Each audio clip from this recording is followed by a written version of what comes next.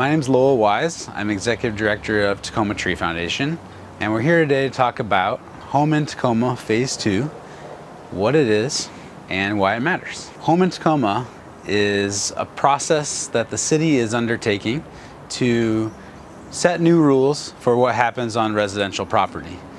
And it's a part of a long-term strategy to make housing in Tacoma more affordable and create more houses, more homes for people to live in. So they're essentially redesigning what the rules are for residential property in about half of Tacoma's land area. So it has a big impact on what residential property is going to look like in the future. So Home in Tacoma Phase 2 is all about setting the new rules and setting the designs for what residential development can look like in these areas in the next generation. Part of Tacoma's strategy on creating more homes for more people is loosening up the rules for what types of buildings are allowed to be built in areas that used to be only for single family homes. So 50% of our land area was counted single family residential, and now that designation doesn't exist. They're proposing new designations, and they're saying that we can build more units on the same lot. So things like duplexes and triplexes, these are what are often called middle housing or missing middle housing. And it's essentially anything in between a single family home and a big apartment building. So we're talking about residential lots containing space for more than one home, and now up to, I think, 6 homes on a single site. Currently in front of City of Tacoma City Council is a package called Home in Tacoma Phase 2, and the goal of this package is to set these rules for what can actually be built and what are the design standards that need to be met if people want to add homes to formerly a single family residential lot. So they're getting into things like how much space should be left for trees and landscaping, and how tall can the building be, and where can it go, and where will everything fit. And so that's what's currently in front of the City Council, and it's a couple hundred pages of code changes that will then go into the new city law once they adopt it later this fall. So we know that we need more homes because we have a housing crisis, and we also know that when we are allowed to add more buildings to the urban landscape, we might sacrifice some environmental benefits, because buildings and pavement and driveways can have negative environmental impacts. So the question is, how can we have more housing and more trees at the same time? The area that's being rezoned under Home in Tacoma is 50% of the city's land area. Currently, the canopy coverage of that part of our landscape is 17%. The city's goal for tree canopy is a 30% tree canopy coverage.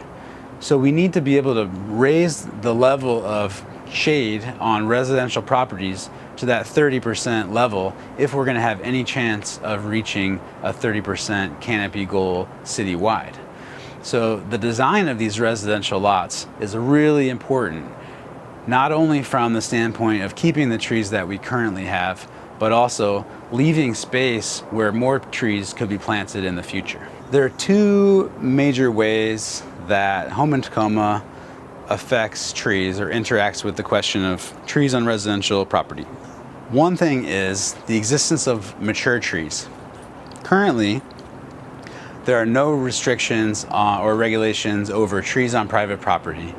And so what commonly happens is when a property changes or gets redeveloped, developers will cut down all of the mature trees just as a starting point because they can. It gives them a blank slate, and the city does not penalize them at all for removing this part of our public infrastructure.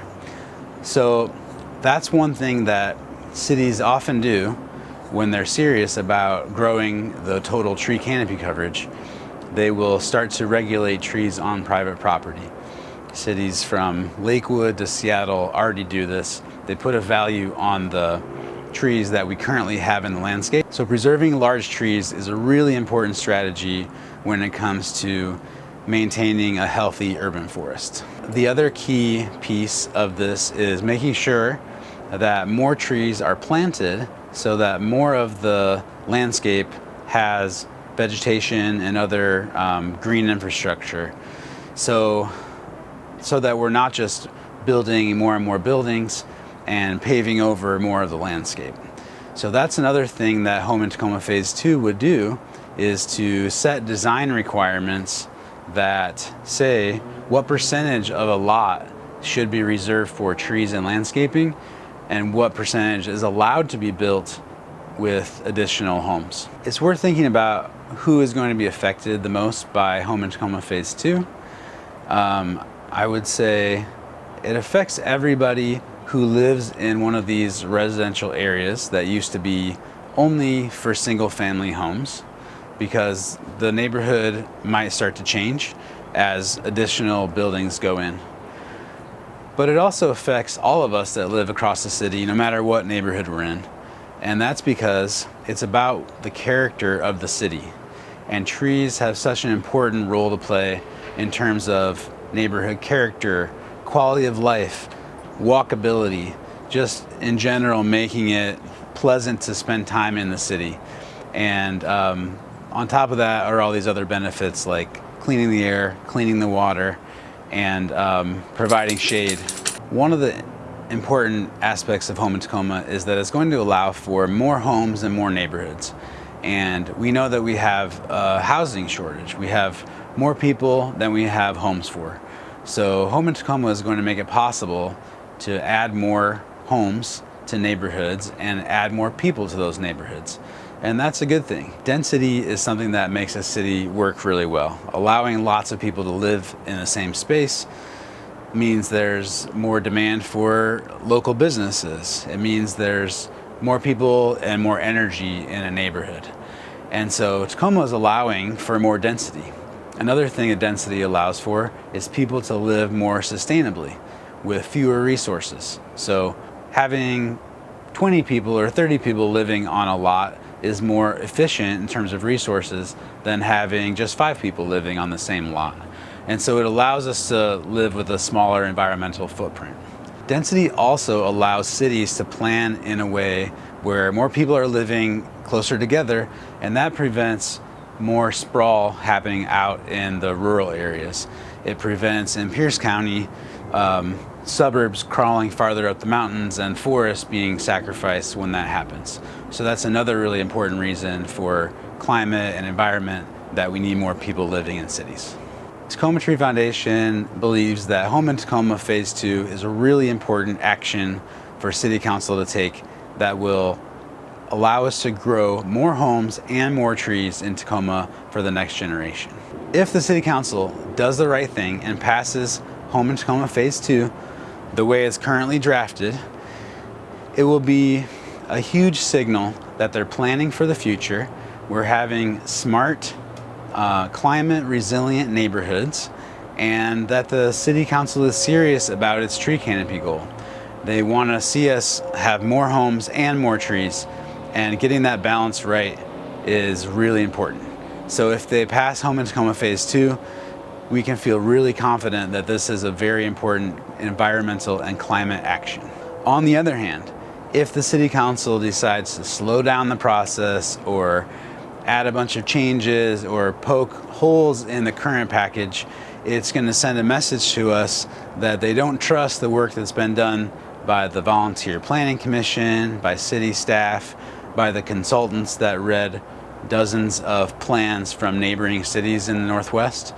And we should wonder what their commitment is to the tree canopy issue and to the issue of having more homes that are affordable across Tacoma. Now is a really important time for residents of Tacoma to speak up and tell City Council that you care about trees, you want to meet the tree canopy goal, and you support Home in Tacoma as a way to get there.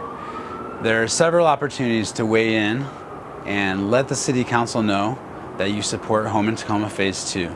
There are 2 public information sessions in mid-September 1 in person and 1 virtual.